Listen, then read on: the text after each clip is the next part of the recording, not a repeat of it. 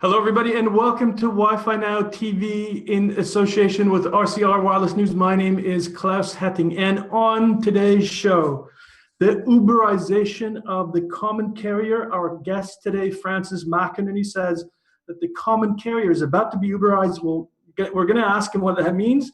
He also says that the age of cellular is over and that we're in the age of Wi-Fi. More right after this.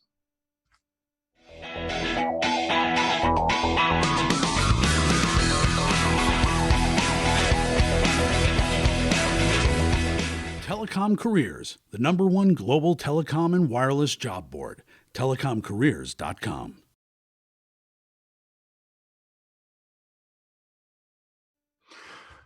Hello, everybody, and welcome back to another episode of Wi-Fi Now TV. We're going to speak to Francis McInerney in just a second. He's a fantastically insightful and provocative analyst and consultant from North River Ventures. Before we do that, I just want to remind you that Wi-Fi Now, the conference, is coming up in Amsterdam next month, November 17th and 19th. And we've got a lot of carriers there speaking about Wi-Fi. We've got some of the most fantastic Wi-Fi innovators at the show, including companies like Mimosa, Ruckus Wireless, of course, Aerohive, Landcom of Germany. Lots of great content and engaging discussions. Don't miss it. Go to Wi-Fi Now events.com/Europe and register while the early bird rates are still there. They'll last. We're going to extend the deadline a little bit. They'll last until the end of Monday. So don't miss that. All right. I'd like to welcome my first guest today. He's my good friend, and as I said, one of the most insightful analysts around in the tech world. He's been very vocal about the what he calls the end of the cellular age, and he's a big proponent of Wi-Fi, including not least its disruptive power. Francis McInerney, welcome to Wi-Fi Now. Hey, great to see you. Nice to be on your show, and I love your conferences too. They're definitely a must attend, no question. Thank you for that. I appreciated the support. We're putting a lot of effort in. Thank you, Francis. Now, let's talk a little bit about some of your work and some of your thinking, which has inspired me over the past couple of years, especially, of course, with regards to the disruptive power of Wi-Fi. The first thing I wanted to ask you about is this idea that we're in the age of Wi-Fi as opposed to the age of cellular. And we have one of my favorite slides, actually, and we can just bring that up. That explains what you mean by the idea that we're in the age of Wi-Fi. Can you take us through that, Francis? Sure. The slide is pretty straightforward. What it shows is that you have order of magnitude increases in price performance along the Moore curve on one side of the chart. And on the other side of the chart, you have the equal order of magnitude increase in the number of devices that are unleashed, if you like, every time you have an order of magnitude increase in price performance. I first started this chart about 20 years ago, 1994, actually more than 20 years ago, and used it to make really accurate predictions that we're now well into the age where we're talking about the tens of billions of devices. Now, a couple of things happen on a chart like this. The first is that if you look at network load, it's very simple. It's the number of devices on the one side times the power of the devices on the other. You can see it's monster. It's just monster. And there is no way on Earth that the cellular network can deal with it. It's not going to happen. This has to be dealt with some other way, and that way is Wi-Fi. In effect, what you have now is a world in which Wi-Fi is the primary means of communication and cellular is your backup. Big change. Yeah, absolutely. And so this presumably is the reason why we're seeing so much of a traffic increase clearly on Wi-Fi networks as opposed to mobile networks. And I think the number is something like 80 or 90% from smartphone devices, 4G capable smartphone devices. What other, shall we say, conclusions can we draw from this if you want to predict the future a little bit more? Because we do see all this traffic, but how do we turn this into a business opportunity? Well, the big problem is not just the business opportunity we turn it into on the Wi-Fi side, it's going to be the implosion on the cellular side first. And we have to understand that those are existing businesses and what the risk to them is. Your typical cellular CFO, CEO, C-level planner will say, look, if price times quantity is greater today than it was yesterday, we win. So if we can reduce our prices and get more quantity, we don't care if we cut our prices, we still win. Our market grows. Now, the problem occurs when you miscue the quantity. And as you just pointed out, the data is showing that by far the largest part of data traffic is not flowing into the cell nets anymore, it's flowing into Wi-Fi. I think the ratio is 70% to 30%. That means that the common carriers have misunderstood how big Q would be if they dropped price P. That's fatal for those dudes. It's a big problem.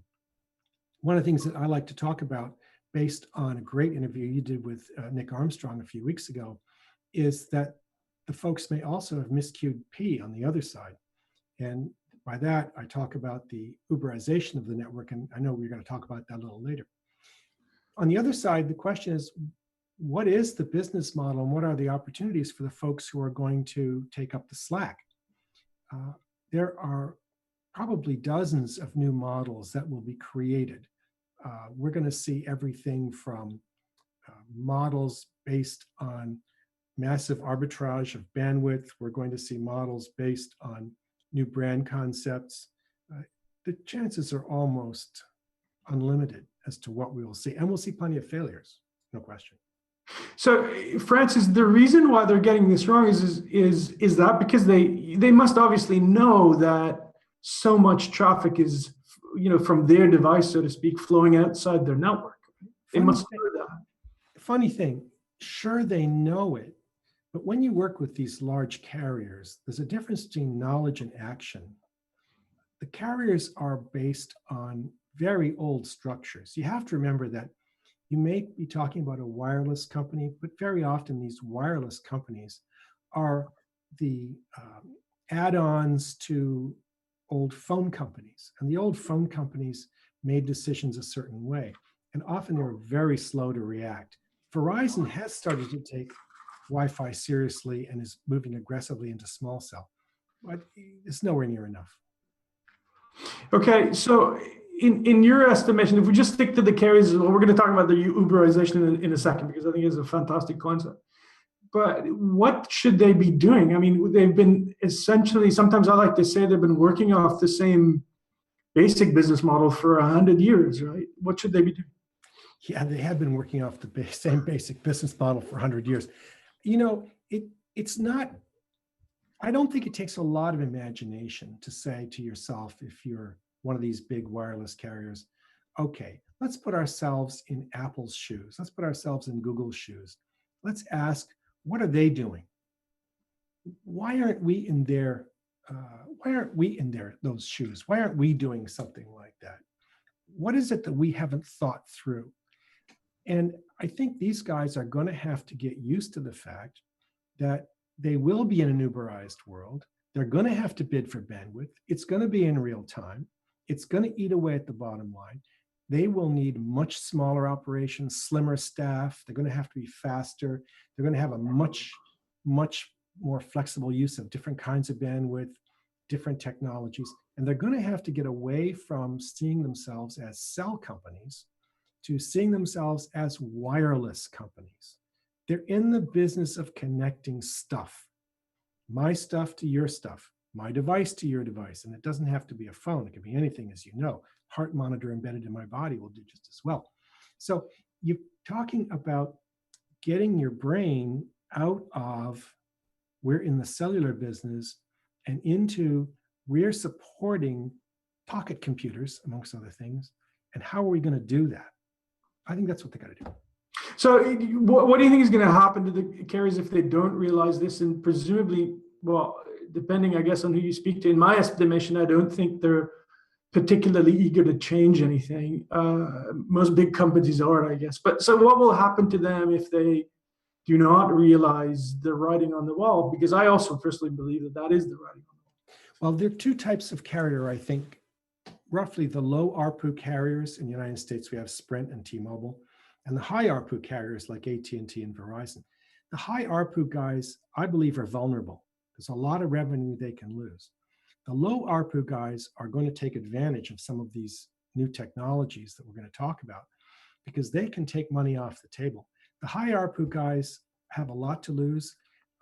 Their shareholders are not going to be happy with this. You can imagine that the shareholders of some of these big companies are going to jump on their heads.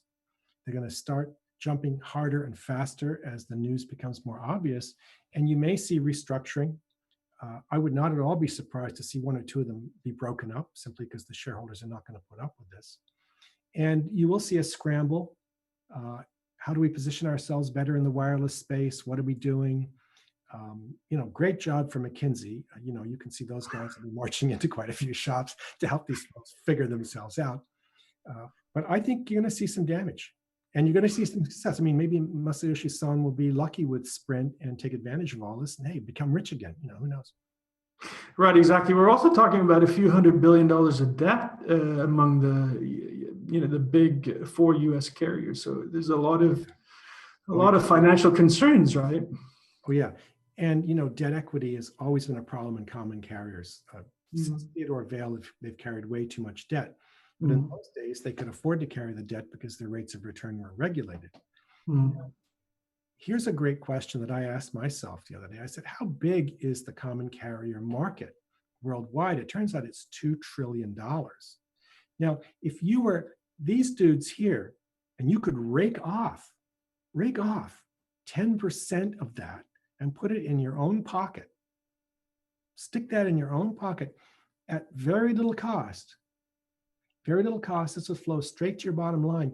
At today's multiples for Apple and Google, that would revolutionize their share price. So that in this ecosystem, your Apples and Googles will be the big winners in terms of stock price and equity, and your Verizons and AT&Ts and others will be the big losers. Right. Tectonic shift. Absolutely. And let's speak a little bit about the what you call, which I like actually the word, the Uberization of the common carrier. So the idea here, and correct me if I'm wrong, Francis, is that the people that the companies that own the device, the actual end user service companies like Google, Facebook, Netflix, and so forth, they will be able to choose what carrier to use based on a network of networks, if you like, and so that the bandwidth will become totally commoditized, and you won't actually see the carriers anymore at all, but they will be one big pool of carriers that are shared, right? You were a little bit inspired by Nicholas Armstrong from Provalo on the show. Maybe speak a little bit more about that. Yeah, I was watching the show and I listened to what he had to say, and then afterwards I downloaded his white paper from the web at your recommendation. And what I discovered was something that I found fascinating. What you have is the idea that you could take one of these and embed a new form of SIM card in it. And that SIM card would choose in background mode which was the cheapest network to use in real time.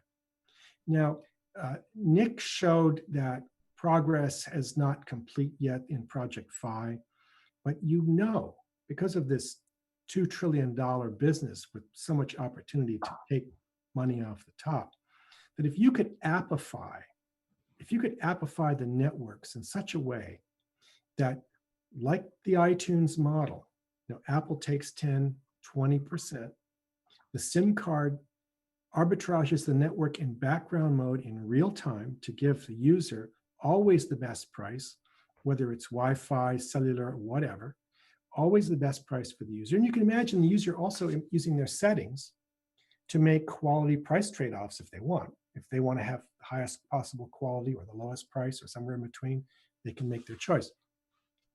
This creates a market which is completely unlike anything we've seen. And the reason is that, if you like, the wireless infrastructure is divided into 3 separate domains. When we think where Apple's going, we'll see the real value of this to Apple. The domains are the app enablement device.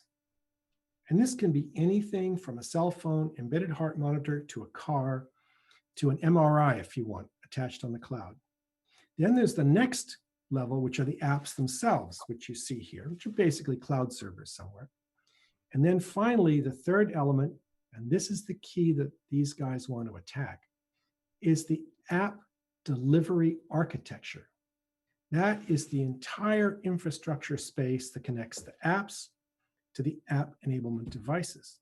Right now, Apple and Google have almost no leverage over that one space, and that's where the $2 trillion is sitting. There's $2 trillion sitting there that they're not getting. And if they could use some way of arbitraging the network, Uberizing it in effect, they could pull some of that $2 trillion into their income statements at basically no cost. Now, it doesn't take a rocket scientist to figure out what throwing 20 or 30 billion more into Apple's income statement would do to their share price. It would boost the share price way more than doubling their sales. So this is an irresistible move. They cannot resist it. They must do it. It's just too much money. I think I agree with that. I'm just not, I agree with the premise and the argument and so on. The question is how to get there, because obviously there's a tremendous amount of, the obvious things, the resistance among the carriers to even, begin negotiating anything that looks like that, because obviously that's going to render them, powerless to some extent in the industry, in a completely new business model and so forth.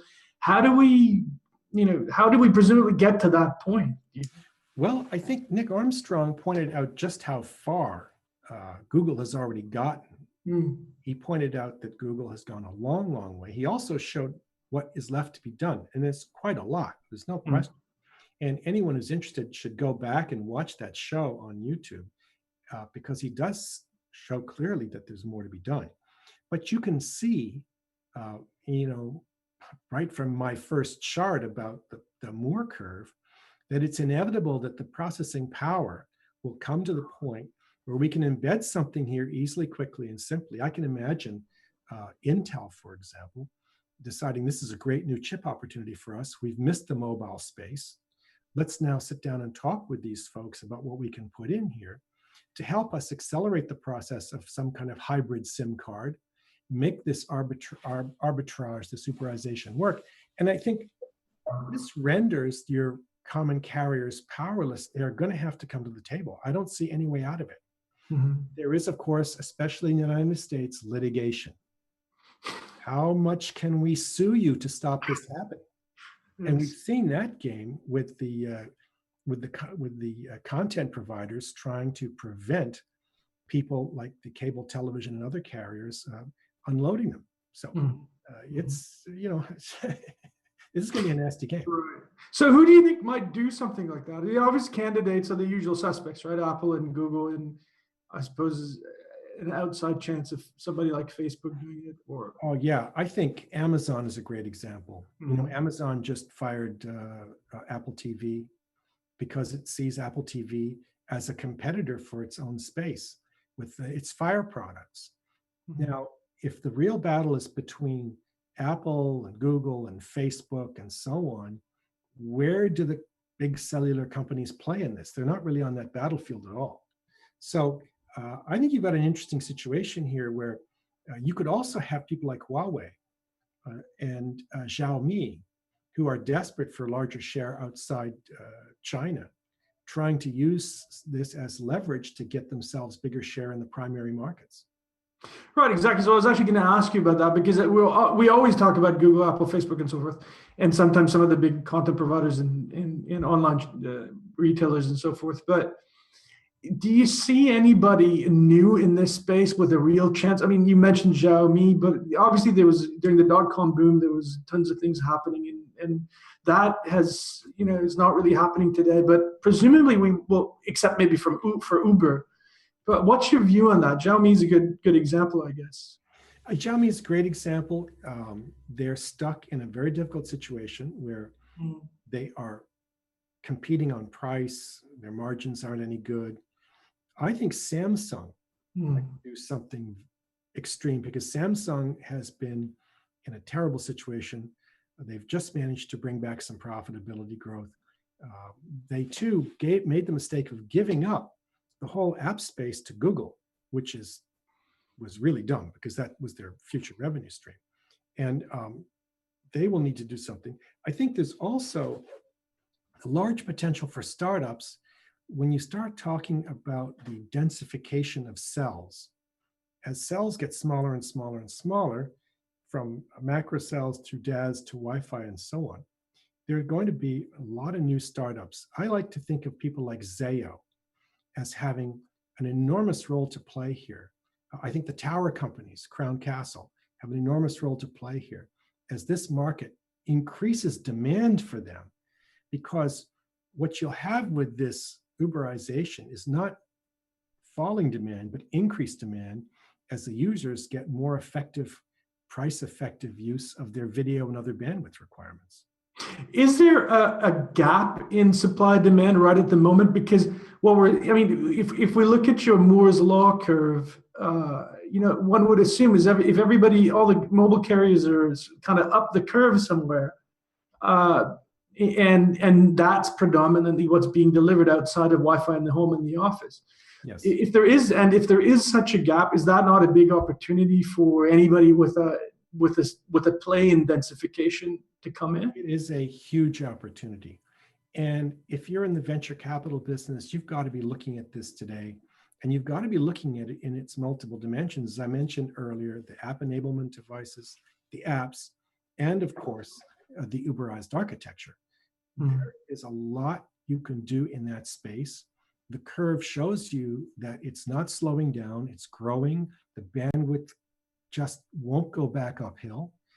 And so the amount that you can do over the next quarter century is gigantic. And the other thing the curve shows, which is unpleasant in many ways, is that everyone who dominated a higher part of the curve, like the mainframe makers back 40, 50 years ago, did not dominate the next phase. We all know that computer demand, processing power demand, grew enormously in the 80s, 90s, and is still growing, but it moved away from the mainframes to the PCs, into game consoles, and now it's moved into this space, and there are plenty more spaces for it to go into. So yeah, the opportunities here are immense, but just don't try to think of it as if you're an old-fashioned cellco, because it ain't gonna work. No. What do you think the old-fashioned, so to speak, old-fashioned cellcos are going to be, let's say, 5 years from now? What's your prediction? Whoa, I would not want to be in one of those companies right now. Right. All the indicators, every last one of them, are pointing down. I have a very hard time finding any indicator that points up. Just not seeing that. I think there is an opportunity, as I mentioned earlier, for some of the low ARPU people to come in and grab some low-hanging fruit. I'm not sure they're going to do it hugely profitably. That's another matter. But they can at least boost their top lines to some degree. The high ARPU guys are just vulnerable. They're just, part of the problem of Uberization is that the old model of average cost-based pricing has been with us since Alexander Graham Bell. You pay so many bucks a month, and whether it was $20 a month 40 years ago for a phone, or it's $100 a month today for one of these babies, the fact is that this model is being replaced by the new model, which is marginal cost-based pricing. Now, marginal cost-based pricing and average cost-based pricing are not the same thing, and they don't support the same kinds of same numbers of workers, the same, they don't support the same overhead, nothing like that. Uber, by appifying the taxi industry, has replaced all of the costs and infrastructure that the taxi guys had to deal with for, when did taxis first come along? Hackney cabs of London with horses back 2 centuries ago. And that model hasn't changed until Uber. Yeah. And so if all the indicators are pointing down, and I think I also agree with you on that, why is the financial community not caught on yet? They never do. They never do. They're the last. I used to have a company of analysts, and I put my people up against Wall Street, and day in and day out. The Wall Street people didn't have the slightest idea what was going on, not the slightest. And my analysts were always often years ahead, and usually always right too, because they thought things through logically. I always used to tell them, it's just the numbers. It's just the numbers. Let's focus on the numbers. The Wall Street people, just it's not their space. They don't get this. Francis, it's fantastic to have you on the show, and it's great to see you again. And I always enjoy spending time with you, talking about these things, and I want you to come back and share some more insights with us. Thank you so much, and see you soon, all right? Okay, good seeing you too. Likewise, take care. All right. Thanks. All right, everybody, thanks to Francis McEnany. And all there's left for me to say today is a little bit about next week's show. On next week's show, we've got Bennu Networks CTO Rajat Ghai. Bennu is one of the companies leading the charge on new network architectures for carrier Wi-Fi everywhere. And Rajat has got some really good insights on that. We also have, which is actually kind of related to what we talked about today, Pertti Visuri of Bandwidth X. He's the CEO of Bandwidth X. Bandwidth X has created a platform for dynamic exchange of Wi-Fi bandwidth between carriers. It's kind of like a stock exchange model. We'll talk to him. They just won an award, by the way, at the latest WBA conference. So we're going to pick his brains about all the progress there. Thanks again to my guest, and I'll see you all next week, same place, same time. Thanks, everybody. Wi-Fi Now is a production of RCR TV News. To suggest a show topic or to learn more about Wi-Fi Now events, you can reach Klaus Hedding at klaus@heddingconsulting.com. To find out more about Wi-Fi Now and all things wireless, visit rcrwireless.com.